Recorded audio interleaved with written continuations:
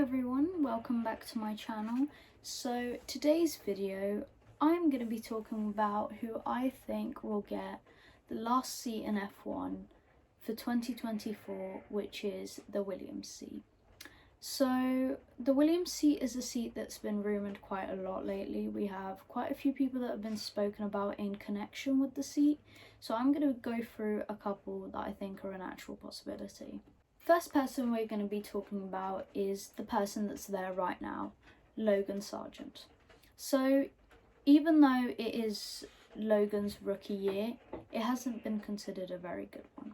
So Logan is Alex Albon's teammate, and he's constantly getting beaten both in qualifying and in the race by Alex. So due to his poor performance, all of these rumours have been going around about whether or not he will be staying for another year. So looking at his results this year, he has retired 6 times, although we're not including Qatar because I guess that wasn't really a fair DNF, it was terrible conditions for everyone. So let's say he retired 5 times. He's gotten 20th twice, 18 once, 17 once, 16 twice, 14 once, 13th twice, 12th once, and 11th once. So as we can see, they're not the best results. He has been close to the points occasionally, but he isn't scoring points, which in contrast to Alex, who has scored points in 5 races, it's a big difference. And I'm not including sprints here, I'm just including main races. Alex is also beating him 17-0 in qualifying results. So to give a little background about Logan and what got him into F1, he initially joined the F3 Championship in 2019, and he joined it with Carlin alongside Tepe Notori and the future Formula 2 rival Felipe Drugovich. So it wasn't a great season. He ended in 19th with 5 points. Drugovich and Notori scored 8 points and 1 point respectively. So he wasn't the worst, he wasn't the best. Then for the 2020 season, Sargeant switched to Prema Racing, and there he partnered Frederik Vesti and former British rival Oscar Piastri. So he did get 6th place in the Mugello feature race, and that left him tied with Piastri on 160 points, which was a much better season. But he had contact with Zendelli on the opening lap, which eliminated him from contention.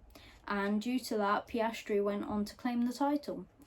Théo Pourchaire ended up finishing on the podium, which unfortunately left Sargeant in 3rd. So it was a much better season, but due to that, he ended up in 3rd anyway. He was only 1 point behind Pourchaire and 4 behind Piastri. So after that, he ended up receiving some backings from Formula 1 team Williams. And due to that, he was able to make his Formula 2 debut, which was done in the penultimate round of the 2021 season with HWA Race Lab. So he finished the first race in 16th. He retired in the second sprint due to a mechanical problem, and he ended the aborted feature race in 14th place, so it really wasn't a great start for him. Then in December 2021, it was announced that he would be joining Carlin for F2, which would see him alongside Liam Lawson. So this is the team that he had raced for in F4 and in F3. And at the end of the season, he was 4th in the Constructors' Championship on 148 points, 1 point behind Lawson. Sargeant achieved 2 wins, 2 pole positions and 4 total podiums over the year. And Due to that, although he didn't win, he did end up gaining enough points on his driver's license, which put him in the Williams seat. So there are a lot of different opinions on whether Logan should have gotten that seat, whether he should still be there now, and whether he's getting it next year. So at the end of the video, I will be saying who I think deserves the seat the most, who I think is more likely to get it. So the next person I'm going to go on to is Liam Lawson. So I think Liam Lawson is a contender because he's been doing really, really well. So we saw Liam in F1 recently because he replaced Daniel, who broke his wrist, and he joined with AlphaTauri. So we saw Liam race for 5 races, and his qualifying against Yuki was 3 to Yuki, 2 to him, which really isn't a bad comparison when you acknowledge the fact that Yuki has been in that team for a while now, and Liam didn't have any previous experience in that car. So I think, in a way, it's not going to be very possible for Liam to join Williams, simply because it's a bit of a smaller team right now. They need consistency, and unfortunately for them, Liam is currently a Red Bull reserve, which means that they have plans to put him in an AlphaTauri or a Red Bull for 2025. And I don't think Williams are going to put someone in for just a year. I don't think it works for them. They need more of a consistent team and a driver lineup that's going to be there for a while. So Liam has already scored points in that AlphaTauri. He scored points in Singapore, which was the hardest race he could have joined in for. But he got 9th. So that means he got points. His other results have been 11th twice, 13th once, and 17th once. So the 17th was in Qatar, which was a really tough race for everyone. So he has been constantly next to the points, and I think he's been doing a wonderful drive. Just to give some background on Liam, like we did with Logan. So Liam has had a very good racing career up till now. So in December 2017, he took part in the Mazda Road to Indy shootout, and he finished as the fastest driver. However, he did lose out the scholarship to Ireland's Keith Donegan, unfortunately. Then in March 2019, he joined MP Motorsport to contest the F3 Championship alongside Richard Verschoor and Simo Laaksonen. I think I'm saying that right. Sorry if I'm not. Overall, he was the highest scoring MP Motorsport driver, and he finished with 41 points and scoring all 2 of the team's podiums. He ended up finishing 11th in the championship. The following year, in 2020, Liam switched to Hi-Tech, and he joined Red Bull Junior, Dennis Hauger, and Max Futrell, who you may know as Lando's best friend, Formula 3 racing driver. Overall, Lawson finished 5th in the championship with 143 points, which was much better, and he claimed 6 podiums, including 3 wins and a fastest lap throughout the season. He then competed in the 2021 DTM season, and he won the opening race in Monza, becoming the youngest ever winner in the series. He finished the championship in 2nd. On January 2021, he was announced that he'd be competing in the 2021 Formula 2 Championship with Hi-Tech alongside Juri Vips. So overall, Liam finished 9th in the championship with 103 points, which isn't the best, but it's a good season. during his maiden campaign, he scored 1 win and 3 podiums. So even though he finished 9th, he did still get a win. Then in 2022, Liam announced that he would race for Carlin in the 2022 season alongside Logan Sargent. So Lawson ended up 3rd in the Drivers' Championship with 149 points, and he managed to claim 4 victories and 6 other podiums. So it's getting even better as it goes on. His seasons are improving as they go. He then left F2 at the end of 2022 and contested in the 2023 Super Formula Championship with reigning champions team Mugen, alongside 2-time drivers' champion Nuguri. In Montegay, Lawson qualified in 3rd. He earned a point and he took the championship lead.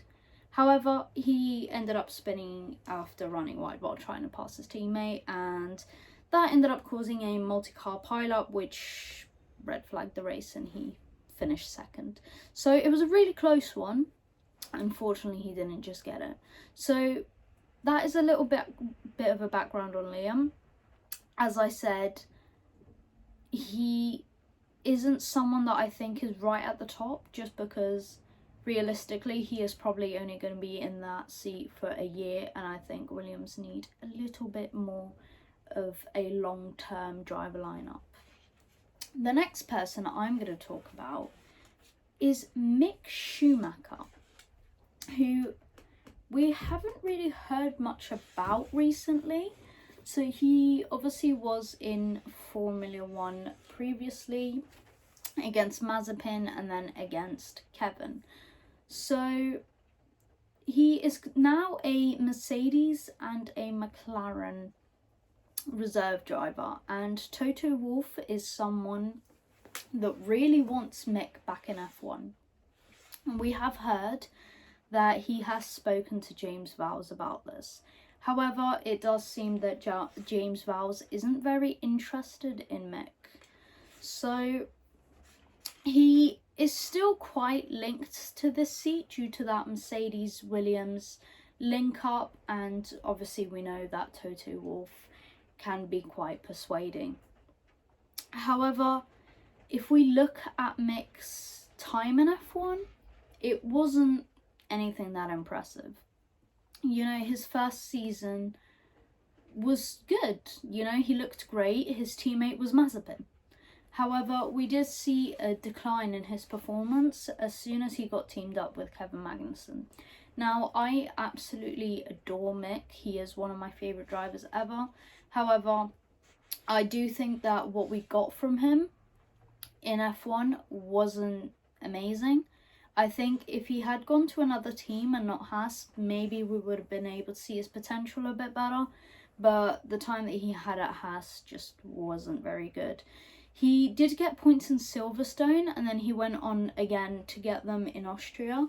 But after that, he didn't get any more. And against Kevin, he just didn't seem to be doing very well. So once again, to give it a bit of background on Mick, in 2016, he made his first appearance in Formula 3 by taking part in the MRF Challenge, which was a championship based in India. So he competed in the upper Formula 2000 class and finished the series in 3rd place, collecting 4 wins, 9 podiums and 2 pole positions, which is amazing. So he ended up finishing behind Harrison Newey and Joey Mawson, but he did finish ahead of Formula 3 and Formula 2 competitors Yuri Vips and Felipe Drogovic. So in April 2017, he made his debut in the Formula 3 European Championship with Prema. He finished the season in 12th place, and his best finish was a 3rd place at Monza. He was the lowest finisher of the 4 Prema drivers. However, he was the 3rd best placed rookie of that championship.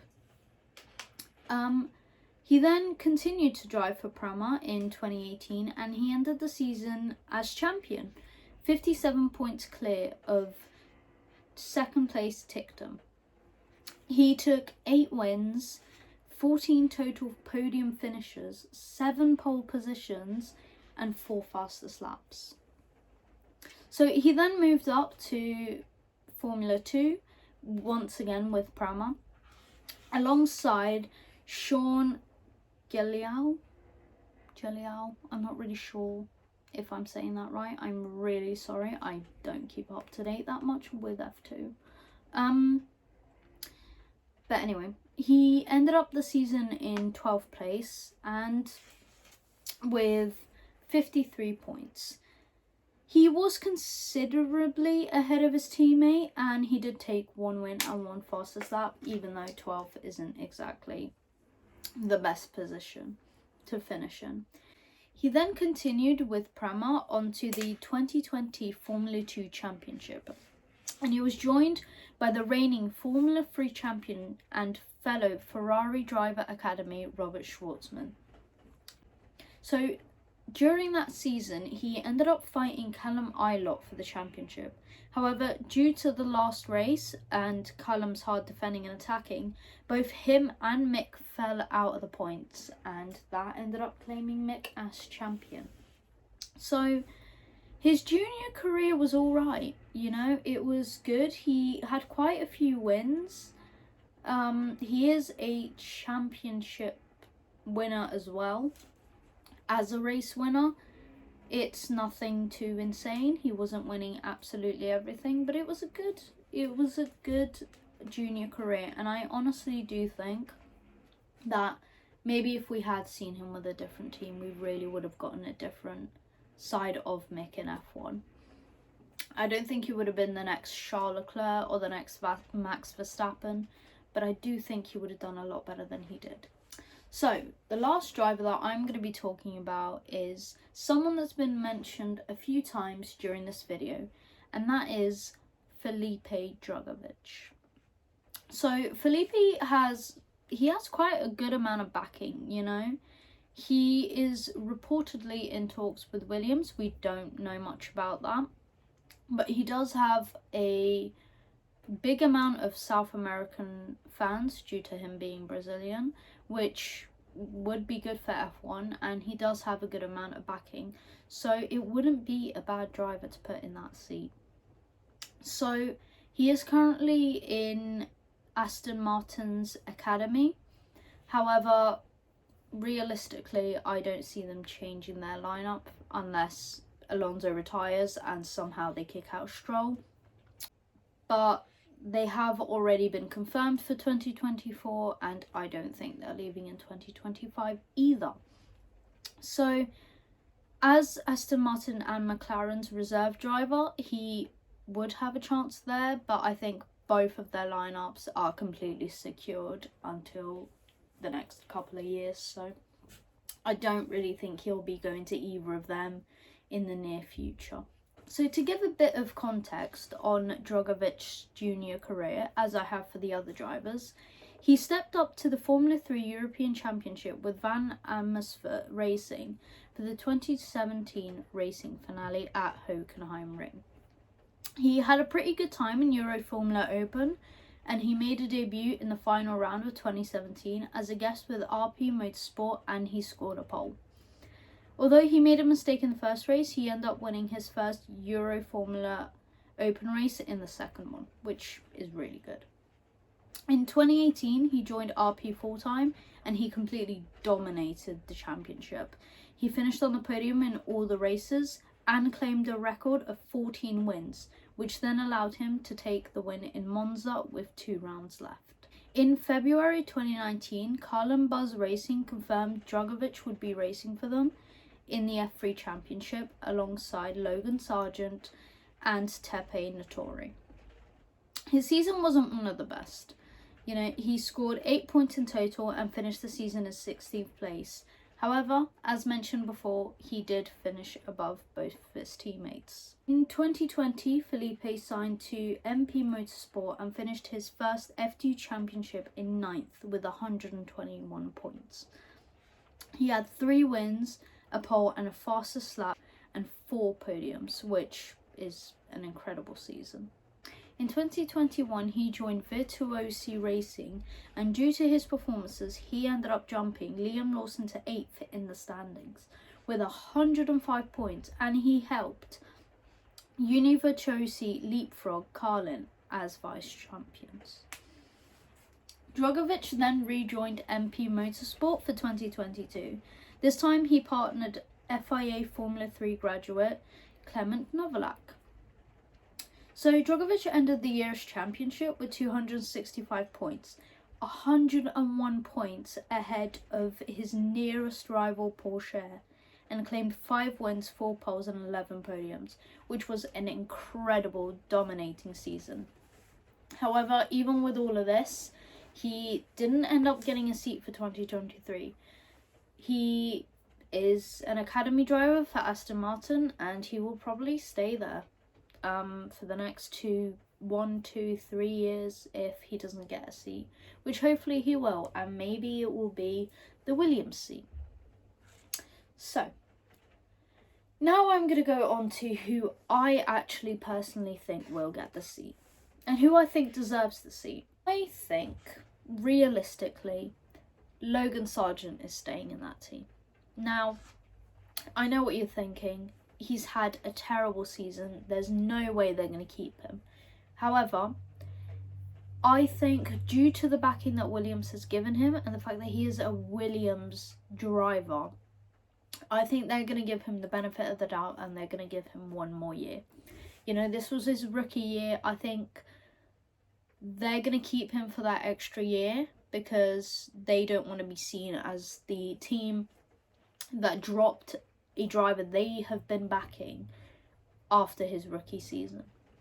So I do think they are going to keep him for that extra season. However, I do think that he will not be driving for them in 2025. I think he will be dropped, and look out for that video. I will be dropping out a 2025 predictions soon. However, who I think deserves the seat, is Liam Lawson. Now, that might be complete recency bias due to, obviously, the great performance that he's pulled in recently. But, personally, I would put Liam Lawson in that seat. I think he has shown extreme potential in F1. And I think he could be part of that Williams and be the change that will bring them forward. I think him and Alex Albon together are a very strong driver lineup, and they could bring Williams up through the midfield. So hopefully we find out soon who they actually pick. This has been my opinions. I hope you've enjoyed it. Don't forget to like, comment and subscribe, and I'll see you soon for another video. Bye.